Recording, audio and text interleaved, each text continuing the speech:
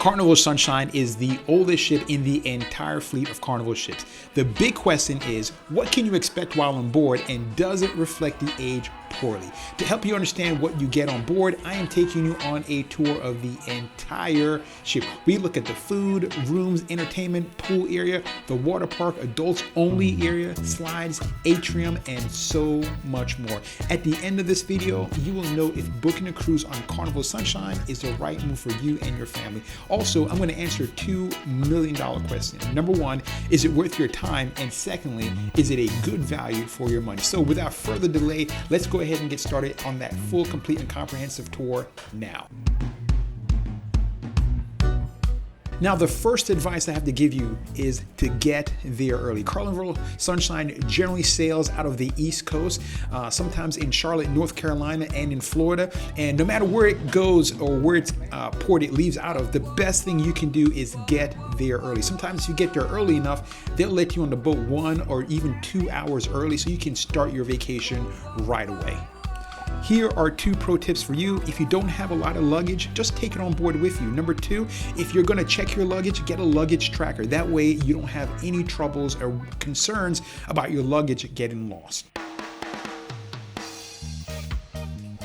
For those of you who watch the commercials on television or know anything about Carnival, it prides itself on being the fun cruise ship. And what that means is that it's a family-friendly ship. That means you're gonna find a lot of kids, also a lot of games and things for kids to do. Now, one of the things that is the best feature about the ship is that the entire top deck, at least most of it, is dedicated to outdoor fun activities. You can see there's a lot going on in this space, and it's a pretty large space. Now, we haven't even hit the pool area yet, but you can see there is a lot of things to do, and we haven't even seen the water park. There's a rope ramp, and there is just a lot to do. So if you are coming on board with young kids, they are going to have a great time. They can spend days up here just playing and having a wonderful time without even going on shore.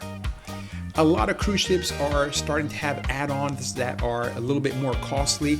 However, all of this stuff you're looking at right here is absolutely free, including this golf course. They have a rope climb. I thought the rope climb was the best value for the money. The downside with that rope climb is that it had the longest line. You can see the line right here. Expect to wait about maybe 20 minutes. So if you have to give one thing preference over the other, the rope climb, in my opinion, is something that you want to do first. Now, everything else, there wasn't really a line, and it was, very accessible. So I think if you have kids and you're coming on board, you're going to have a terrific time. There's tons of things for them to do. There's lots of seating places for them just to hang out and enjoy the top deck.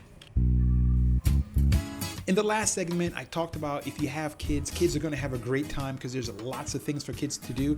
What if you're an adult and you don't have kids, or if you want to get away from your kids, is there an area or a space where you can go and there's no kids there and it's kind of quiet and serene? And the answer to that question is a big, resounding yes. And what you're looking at right now is the adults only area. And you can, you have to be 21 years or older in order to be in this area. And the big question then is, do kids invade this area? And the answer to that question is no. For the most part, when I was here, I only saw 2 kids walking through the area, but kids were not in this area. So it remained an adult space. Now, all the chairs and these eggshells that you're looking at right here are all free. They're included. So you don't have to pay. You don't have to use any special cards to get through here. It's all included with your price of admission, and it's pretty luxurious, pretty posh. I was extremely impressed with this area. So if you're an adult and you have no kids, it's also a great value for you too as well. So far, so good. So as you can see, we're still on the very top deck of the ship, and you can see that there's a lot to see and do up here. We talked about the kids play area. That was in the first segment. The second segment was the adult area, also on the very top decks of the ship. And now we're in the beach pool area, and you can look around. You can see that there are tons of people. That's because this area is pretty much crowded all the time. It looks like this no matter what time of day or night you come up here. So this area gets a lot of traffic. It is the main gathering area for the cruise. So most people either hang out at Atrium or right here. And this is what it looks like. Now, there are lots of chairs around and a pool. This pool is the only pool on board except for the small pool in the adult area. And it is always full. It's a very small pool, in my opinion, for the number of passengers that are on board. So if you want to have a nice pool experience, you're probably going to be disappointed. Also, if you want a chair, you have to come out early and reserve it with your towel or put something down. Even though you're not supposed to, everyone does it, but chairs up here are at a premium. There is a shower on the pool deck, and the reason why is because the pool is a saltwater pool. So this is great, so you can rinse off. There are also hot tubs on this area, and surprisingly, they weren't always full. You know, there was space, but sometimes, as you can see, they are crowded. Now, this is the towel station. You need your key card to get a towel, and if you lose your towel, they're gonna charge you $50 per towel. Now, the pool deck, again, is always busy, in my opinion, except for maybe the times when they do the shows. But even at nighttime, they have the parties up here, and it is pretty rocking. Again, Carnival has a reputation of being a fun cruise ship. So if you like to dance, even if you can't dance, but you like to drink and maybe wiggle your body in some gyration or fashion, then you're going to enjoy this deck. We're going to see some people dancing in a minute, and as you be able to very clearly see, they cannot dance. They have issues with their limbs. Look at this guy. He's just laying down on the floor. That's not even a dance. He's just, I don't know what that is, but he's having a good time, and it's a really fun time up here.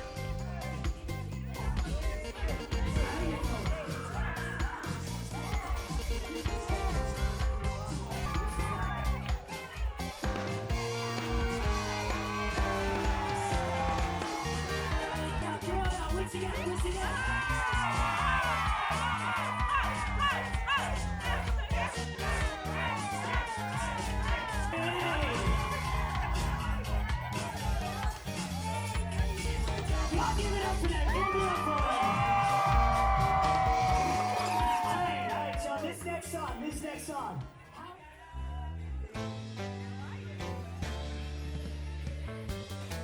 Moving back inside the ship, the next place we are right now is the Atrium. This is the largest indoor place with the exception of the auditorium within the ship, and this is the real heart of the ship, right in the center.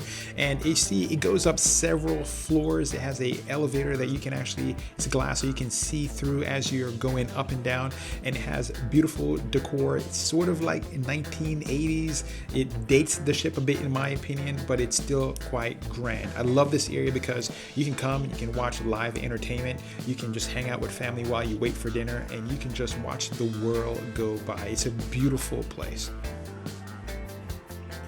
We are walking right now to the main auditorium, but if you watch my video this far and you've liked what you've seen, you're likely gonna like the stuff on my channel. And here's the deal, it's absolutely free. The best way that you can help support my channel is simply hit the like button. That'll help other folks find it.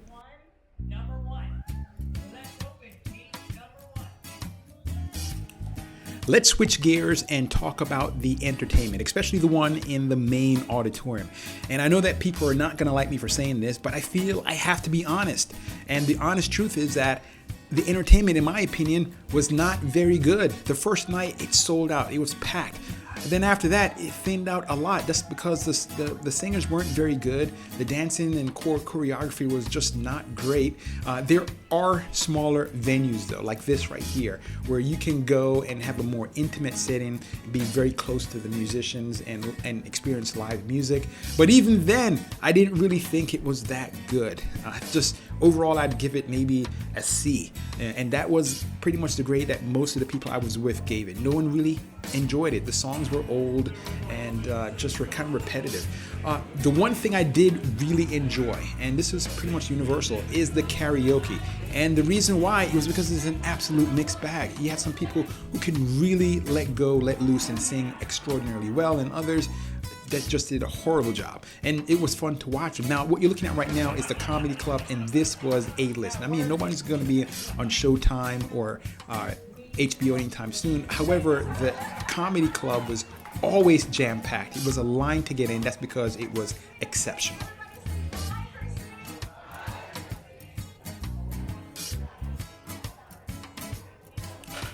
Let's talk about food. The average person who goes on a cruise gains a pound a day. So for a cruise for a week, expect to come back 7 pounds heavier. And the number one reason for that is because they serve food almost 24 hours a day. And it's all you can eat all the time.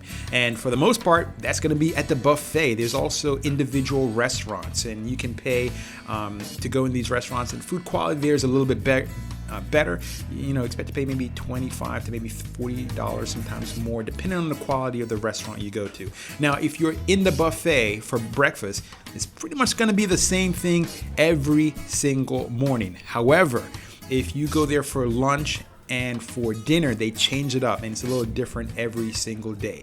In my opinion, the best place to eat on board the Sunshine is going to be Guy's Burger Joint. So definitely try that out. It was my favorite. I had burgers there almost every single day, and people I was with and talking to others on the cruise, they really liked it too as well. And also there's a variety of different seating options, some next to the windows, while others, larger group settings.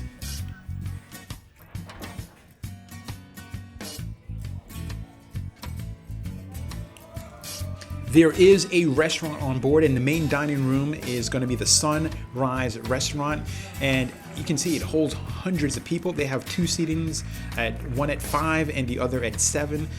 I would definitely recommend coming here. You don't have to, and all the food here that you're going to see in the next couple of shots are all free. You can order off the menu stuff that's you have to pay for, more so than your normal price. But the food here is going to be pretty nice, better than say in the buffet, but it's going to be smaller portions. The great thing is that you can order as much as you want, as often as you want. So if you like a particular dish, you can try 2 of them, or just try 2 different dishes all at the same time. But it was a great time for family to get together, reconnect, and enjoy time together. If you like to gamble, then you're going to be in luck, because there is a full-on casino on board. Lots of slots machines, as you can see, but they also have lots of tables, so you can have a variety of different types of things. And surprisingly, this thing was full pretty much all the time. Now they shut down right now as they get closer towards port, because they can't gamble for whatever reason. And as they get further out to sea, pretty much it opens up, and it opens pretty late. Kids are not allowed in that area. However, there's a walkthrough right there where they can walk. But pretty much kids are not allowed on the carpet. It was kind of fun to see people win and lose lots of money.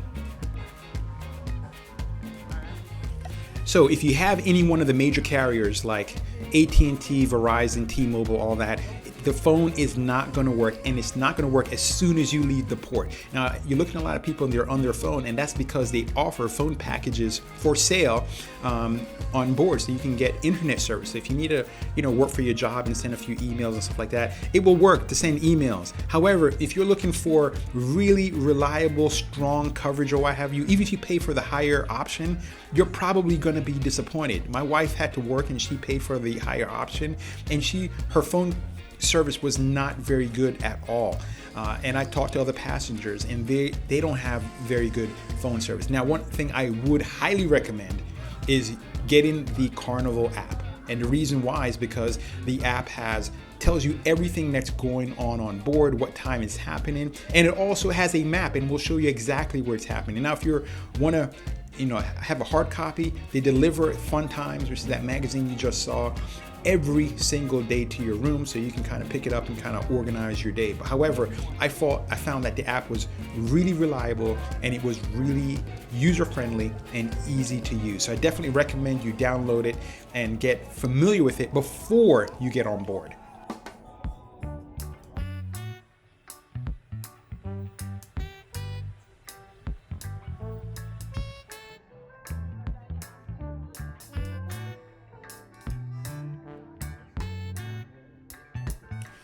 Now, I started off the video by saying it was an older ship, and it really is the oldest ship within the Carnival fleet.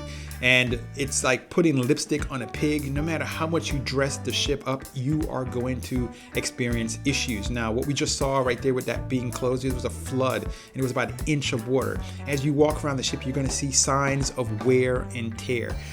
And most of the wear and tear was actually in our staterooms. Sometimes the pool closed down because of challenges. So you're going to see stuff that, you know, maybe you wouldn't see on another ship. Now, did it detract a great deal from your cruising experience? In my opinion, no. I saw this stuff because I was looking for it, because I knew I was going to be making this video. But other than that, I don't think it'll detract from your cruise experience. It's an older ship, but the crew really worked overtime to make sure that you had an enjoyable experience. And they were fun. They were from all different parts of the world. So you're not going to find a whole lot of Americans working on board. You probably won't find any, but they were always making sure that the ship was in tip-top shape. Even when it rained, they came out right after rain stopped and cleaned up to make sure that you had a fun cruising experience.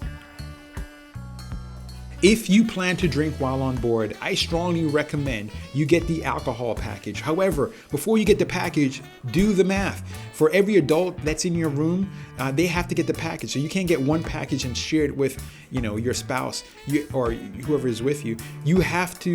Everyone has to get the alcohol package in your group that's in your room. So that being said, if you're not going to be drinking 4 or 5 drinks a day, then the alcohol package may not be the best thing for you. However, if you plan to get lit while on board, I strongly recommend you get the package, because the drinks while you are on the ship are expensive. And the reason why is because they have you hostage. You can't go anywhere. There's no other alternative option, although you can bring limited amounts of drinks on board. So definitely check before you get on board to find out how much you can bring on board, and then do the math to find out if the package is going to work in your favor or if it's going to work against you.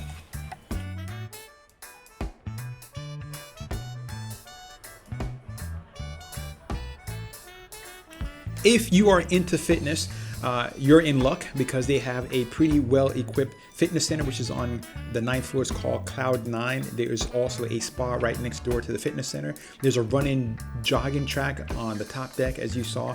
And this is the fitness center. As you can see, it's fairly large. One of the good things is that it was never really full, and there was always somebody wiping down the equipment, so it was always very clean. I wish they had an overlook where when you're on the treadmill, you can kind of look over and see the ocean, but they didn't have that.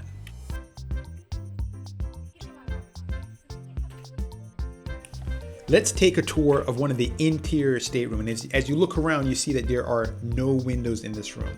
This is the smallest room that you can get aboard the Carnival. It's also the cheapest. So everything else gets larger than this. And as you can see, it's a tight space. If you've never been on a cruise before, then be prepared for a very small room. The best way to make use of the space is to have a place for everything, and everything needs to be in a particular place. It needs to be very well organized, because otherwise you're going to have a miserable experience. Now, if you thought the bedroom was small, the bathroom is tiny. Really, only one person can operate very smoothly in here. If you have someone in the shower, maybe you can get 2 people in here, but it's going to be nearly impossible to have 2 people in here at the same time trying to use that one small tiny sink. You're just going to have to work it out. And the shower is tiny. I have to, that's a surprise to people who haven't cruised before. Now, overall, I had a great time on board. For what you pay, you're not going to pay a lot, because it's one of their older ships, so the price reflects that. Is it a good bang for your buck? Absolutely. You're not going to be disappointed.